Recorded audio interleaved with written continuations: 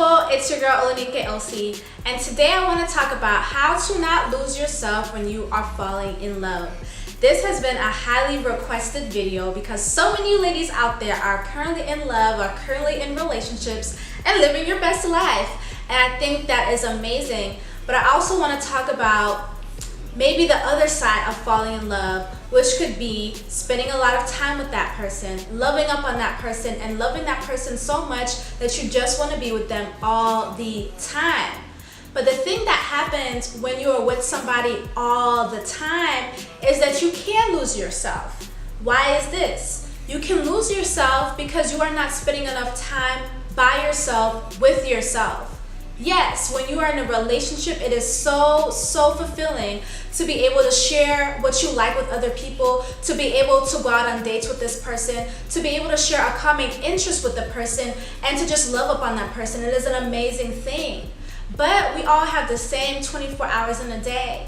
And you don't want to consume all of your 24 hours in a day just with that one person, because you can slowly begin to lose yourself. You can slowly begin to not even want to spend time with yourself. And I'm going to give you some scenarios, right? Let's say that before you entered a relationship, you were really struggling with your self-love, you were really struggling with your self-esteem, you were really struggling with your confidence, and you were overall just struggling with just loving yourself by yourself. And not every day was a good day for you, right? Because you felt lonely. Then the love of your life came into your life and you're like, whoa, it's like the sun in a cloudy storm. And you felt so much better because you were able to love this other person, and this other person truly loves you too.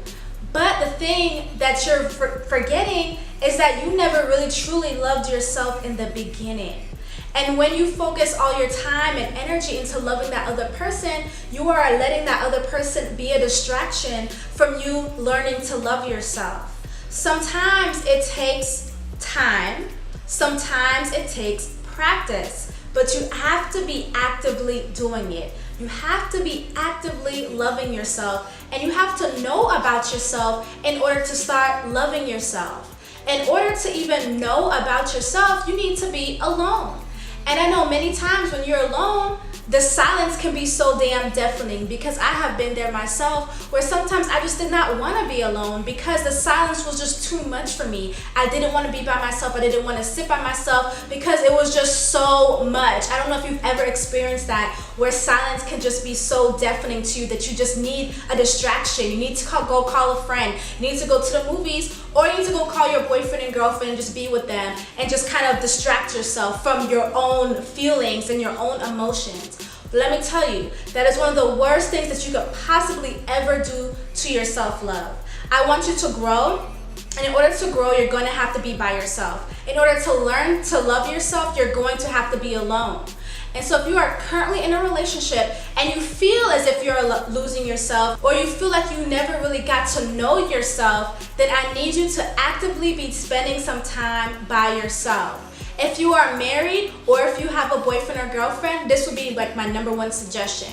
You either rent a hotel for yourself for the weekend, maybe once or twice a month, by yourself, and you are in that room by yourself dealing with your shit. I'm going to repeat it. You are in the room by yourself dealing with your shit. You may cry, you may be angry, you may be frustrated, you may get feelings of sadness all of a sudden, and you're wondering why these negative emotions are coming up. And many times these negative emotions are coming up because you never really dealt with your shit. And so now that you are alone, you're giving yourself that time, that love, that energy to deal with your shit. Dealing with your shit is a sign of self-love. Let's say that you and your partner don't live with each other yet, but you're always together. Maybe say, hey babe, maybe spend some time at your place today, or I'm gonna spend some time at my place today for this weekend. And one weekend out the month, you guys just don't hang out. You guys can still text, you guys can still get on the phone maybe once or twice during that day, but it doesn't need to be a constant thing. Because I know when you start really falling in love, you just always want to be talking, always holding hands, always cuddled up in bed watching Netflix or Hulu. I get it.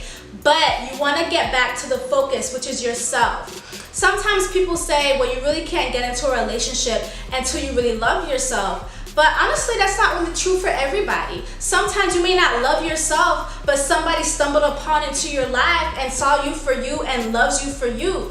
Now it's time for you to actually start loving you for you, love. So this is just my tip of the day, my self-love tip of the day for you. I don't want you to lose yourself in love. When you are in love, understand that person loves you for a reason, right? For many reasons, but they can't force their love onto you to love yourself. You have to learn how to love yourself. And in order to do that, you have to be alone. And so I'm so glad that you're able to find the love of your life. But now I want you to go to the mirror and be able to see that you are the love of your life as well. And you are your number one. And in order to do that, be alone every once in a while. Don't lose yourself in your relationship. I hope this helps you, love. I love you.